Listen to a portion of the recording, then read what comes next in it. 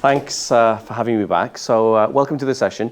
As Roy said, I worked for GE for many years, but now I'm an independent consultant. I support lean startups as they're going through the process. So I act as a startup coach, so working with different clients. Some of the clients help me. I'm helping them with how to negotiate the contract with their potential new client. Others want to understand the lean startup methodology and what is an MVP and what is pivot and persevere. So various ways of helping different clients. Tonight's session, we're looking at scenario planning. It's something I communicated with Roy about, is it relevant? Do you think it'll be relevant? And he said, look, let's try it and see. All right, it's something that's associated with large companies. I know Cisco use it, Nokia use it, large companies use it. Is it something that would be of interest to small and medium enterprises? So this is very much a kind of MVP to see whether it's relevant. You can give feedback using Elizabeth's tool to say, hey, this was a waste of time, or hey, this is really useful.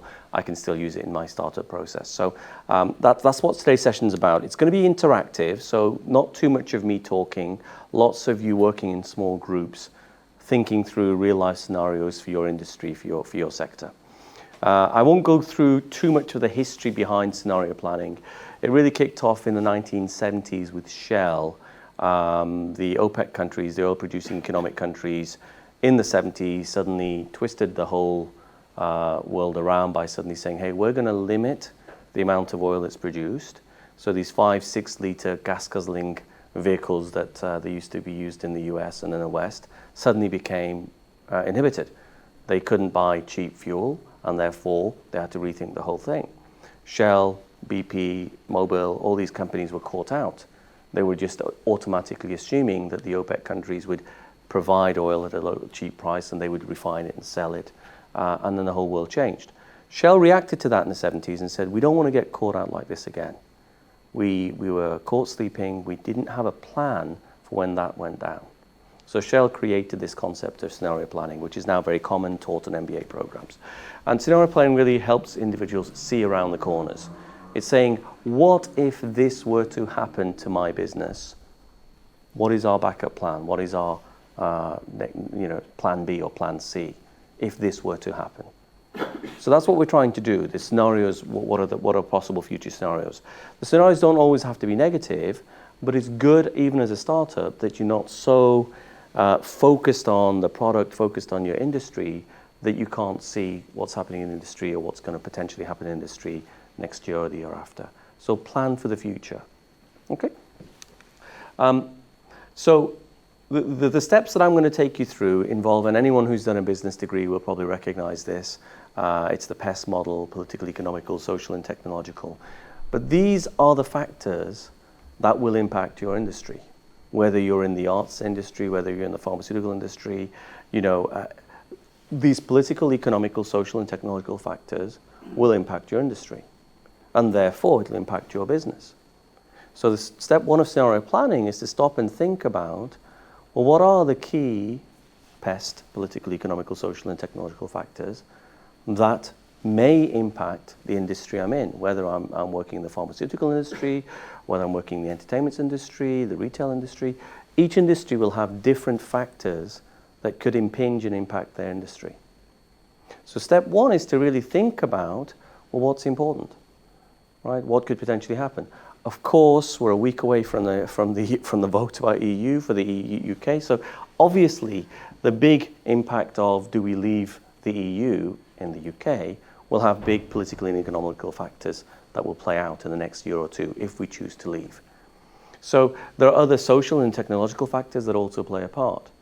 Is society changing? I mean, the big discussion from my background, which is learning and development, is are people now going away from classroom sessions, moving towards more app-based, on-the-move learning?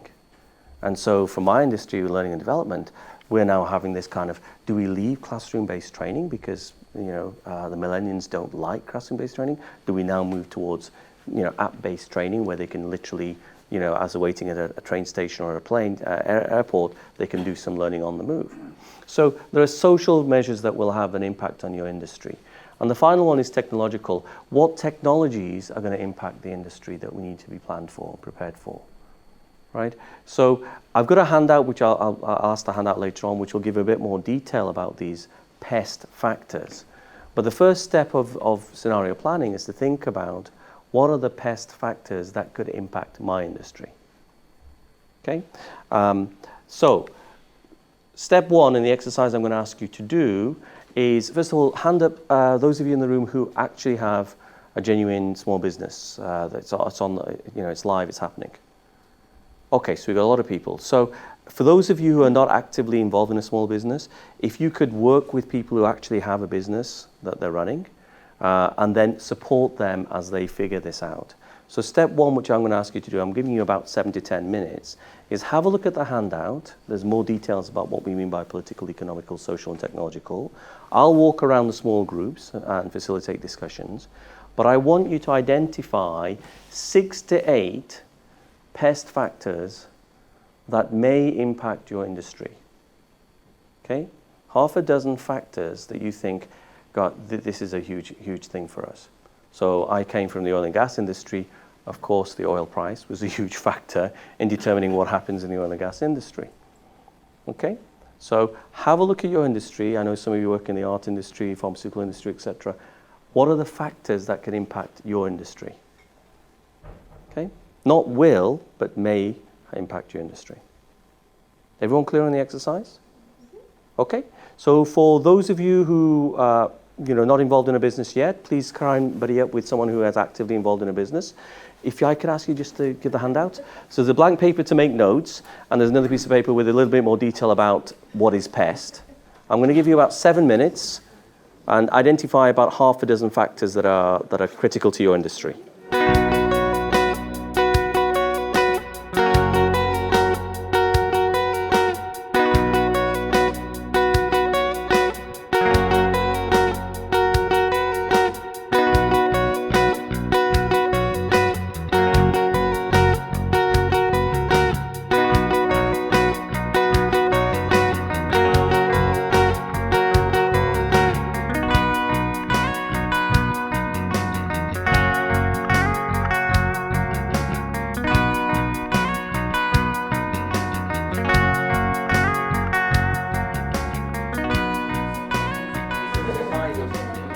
Okay, ladies and gentlemen, if I could call you back.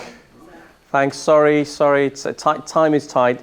I'd normally be running this over an hour or two, right? So when I'm working with this with a group, I would look at each one separately, political, and we'd zip down all the political stuff, economic, and we'd end up with about 20 or 30 items on each of the titles, political, economic, social, technological. This is just an exercise to get you used to the tool, get you used to doing the exercise. When you do it for real, obviously, you'll take more time and consideration. A couple of debriefs from a couple of groups. The group at the back there, what was your industry sector?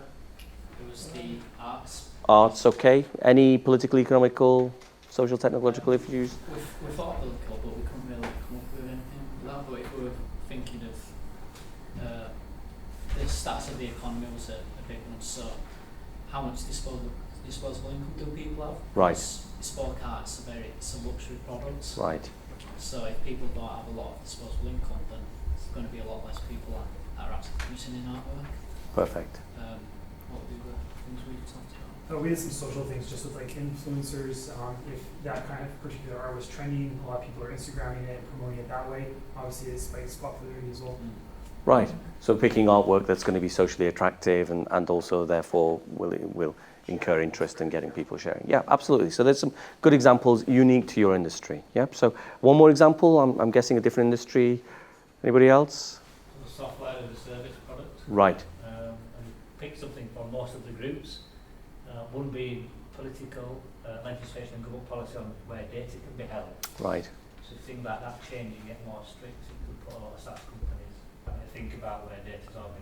Right, exactly. There's so many companies spinning off on big data and measuring big data, capturing big data, and all of a sudden if the legislation changes, yeah, huge impact.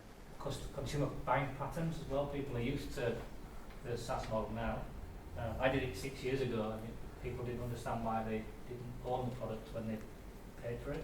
Right. And although we accept that now, that could change in the future. People think, well, actually, there's a different, some other pricing model that comes out that could affect that. Right. Okay. intellectual properties and competing technologies from the technology one. Something like Amazon Echo, the Siri, they're getting rid of products and they're building them into their own. So mine's an appointment booking system. Well, now you can just talk to your phone. Right. And you don't need an app or a program because it's already built into the system rather than it being an app. So Right. it's possible. Absolutely. Yeah, Yeah. Absolutely. Word around that. Yeah. So that's very good examples, right? Again, in the real world, I'd give you more time. You'd actually work this through. But you've got a flavour for what we're after. The next one really is to say step 2, once you've identified this whole bunch of pest factors, use this grid, where on the vertical we're saying the impact of the issue on the industry. Some of the factors you may have highlighted may not have a big impact in the industry. Some of them may have a huge impact. The other side of it is, along the bottom is, what's the probability, and it's a guess, you're putting your finger in the air and guessing, what's the probability of this actually happening? Is it low or is it high? Right? So it forces you to try and striate, to try and actually identify the critical few factors that could blow your industry wide open. Okay? So look at the impact of this issue on the industry and your industry, and what's the probability of this actually happening.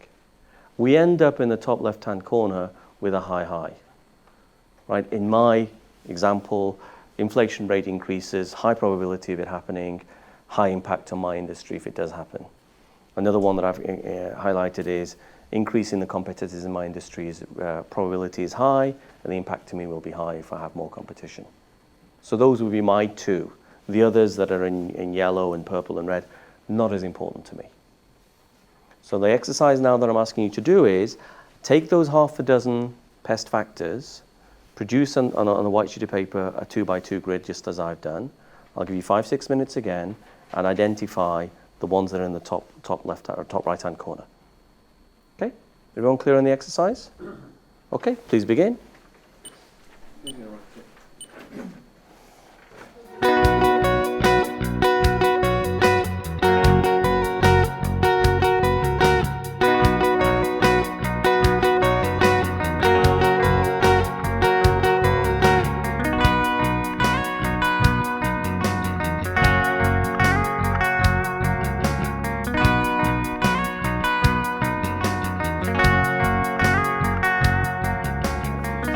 Okay, let's bring it together now, everybody. Run your own campaign. Maybe that'd be a way. Run your own campaigns and create. Okay. Moaning about various subjects. So let's hear from the 2 groups at the front. What's your industry? I think, is it the pharmaceutical industry you're looking at? Medical devices. Okay, so your 2 key factors from your analysis? And probably interest rates. Interest rates. Okay, so that's going to be a huge impact on the industry or the medical devices industry. Also, I say competing technology, competing development technology. So which are the 2? Because I've heard 3 now. Which are the 2? Your top 2. IP competing. I think IP and competing. IP and competing technology. Fine. And for this group, what was your industry? Business information services. Oh, what a surprise. Okay. and your top 2 factors that you're most concerned about? The top 2 was changes in procurement Yes. and competition/product protection. Right. Okay. So ease of entry of competitors. I mean, I met the man who invented the luminous golf ball, didn't patent it, and other companies came and took it over. Right? You know, you go and play golf, you'll see these bright yellow, bright orange golf balls. It's his idea, but he didn't patent it, lost it. So, yeah, absolutely. So 2 very good factors. So we've done that exercise. Now the next exercise is really coming up with the what-if scenarios. Okay, this is the core of what we're trying to get to. So that exercise, again, in real life, that exercise would have taken an hour to do, right? We would have ended up with, 50, 60 pest issues, and we have to then put them onto the grid. It takes easily over an hour to do. Now, what you do is come up with 4 different scenarios for the what-ifs. If you recall in the previous example, for my industry, I was concerned about increasing competition, and the other thing I was concerned about is increasing the inflation rate. So what I've done is said, look, what happens if inflation rate stays at 1% or 0 as it is now? What happens if inflation rate goes up to 5%? And then what happens if we have 10% increase in the number of competitors in my industry? all the way through to a 20% increase, 30%, 40%, whatever figure you want to pick.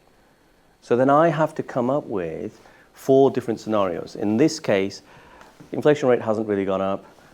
There's a 10% slight increase in competition, right? In that case, in the scenario at the bottom, we have 20% increase in competition and the inflation rate has gone up by 5%. So in my case, I would have to come up with a different plan for those 2 what-ifs. Okay? In your case, it might be if the procurement system changes, how are we gonna future-proof ourselves against that, right? So what I'd like you to do is come up with at least a few. I'm not saying 4 in the time we have, but at least 1 or 2 for 2 different scenarios. So you should now be able to plot your 2 on the 2 axes, and then we will work on scenarios 1, 2, 3, 4, and come up with plans for each of those possible futures. What I'd like you to focus on are, again, from marketing or from business terms, it's 6 Ps.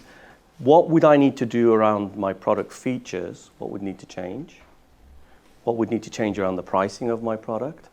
What would need to change around the channels of distribution or how this product is actually given out to customers? Right? What about promotional activity, advertising, marketing spend? How would that have to change? How would the processes need to change? And how would my resource, my people need to change? So those are known as the 6 Ps. It's a nice way of writing it. B becomes, it doesn't matter what the 6 Ps are, but these are the 6 Ps. What I'd like you to do is look at scenario 1 and say, how would I change my pricing? How would I change my product features? How would I change my people, my resources accordingly? Okay, and then do the same for scenario 2. How would I change my pricing? How would I change my product features, et cetera, et cetera. All right? Everyone clear in the exercise?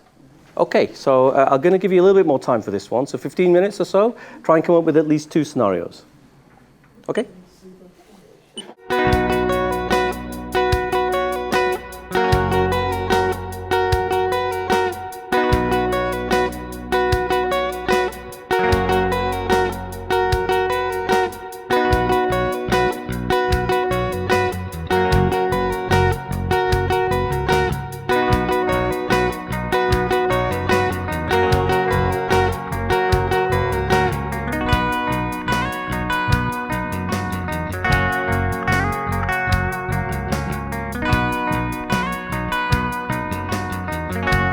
Okay, let's wrap this up. I'm just conscious of the time. Who would like to share? Any group want to share their findings? Any group? Any group? Lloyd, well, we're to a lot of nefarious discussion. Okay. That's okay. Discussion is good. So. Yeah, I don't know if I can really articulate it in. You don't have to use this. That's just I think a lot of our discussion was based around competitive pressure, competition, chasing. We were saying as soon as Elizabeth lands a nice juicy contract with the NHS, KPMG or umpteen other people will be on a tail. Yeah. I could take a piece of that action. And from a technology point of view, its beauty and its simplicity also makes it easy, to replicate. So, and so finding ways to make it more difficult for incumbents to, replace that service with something similar but different, was the main topic of our discussion. Okay. One of the topics. Yeah. So scenario 1 is you can't do it, right? You can't protect the IP. Right. So therefore, what do you? Well, we talked about maybe possibly if there's some the way the data is the way the data is processed from people texting in to it coming out in some digestible form to senior management. If there's some auto magic or somehow it's automatically processed in some fancy algorithm, maybe. But then I'm guessing that would be expensive to produce. So, and we're hypothesizing it even now about whether that's even possible. But some of them are good. Right. So it's giving you food for thought. I mean, I don't think in 10 minutes we're going to get to an idea, but at least you're thinking about what if. So that's good. Yeah, I've got loads of things to pursue. Good. Based on the discussion. Good. And the group at the back, I sat with you for a while, and yours was the IT solution and what happens if Microsoft, have their own version or Google have their own version, therefore your app dies on the vine. And you concluded that what? You're going to... Probably look at it being a more niche product. Right. To fit not the general masses that already have a calendar, Yeah. which everybody does. Yeah. But it deals with a different need, fixes a problem they have that's not just a calendar but something else. It's a bit more niche. Right. And trying to find that market. And so we talked about, hey, let's look at the few hundred that Google are not interested in, not the masses that Google would be trying to promote their products to. And then we got into the debate about, well, how are we actually going to promote? How are we going to promote this to that niche group? We don't know where they are. We don't know how to communicate with them. So then you have to come up with a scenario to say, well, we didn't need to look at all of that, but your key product is who are the niche players, the guys who would be interested in the product? How do we communicate that, hey, we've got this great app for you that meets all your needs? And that's a takeaway for you to figure out and work through, right? Because at the moment, Microsoft are not after your app. In the future, they may well be, so therefore, what are we going to do to plan for that eventuality or that possible scenario? Yeah? Good. We won't go through all the groups, but I think there's a lot of good debate, good discussion. I didn't join that group at the end, my apologies. So in summary, where we've landed is, I've introduced you to scenario planning. It does help companies think outside the box. I think even entrepreneurs get too involved in the day-to-day running of the business. Sometimes they may not see the train wreck that's coming down the path, the big Microsoft or Google coming in and usurping your product, or the big KPMG coming in and usurping your product. So I think it's a useful exercise to actually stop once in a while, think about where are we, what are the potential scenarios that could happen, and therefore let's plan for that. It is used in large companies like GE, but hopefully I've shown to you that you can actually use it to see around corners even for startups. Thanks very much, everybody. Thank you. We're done.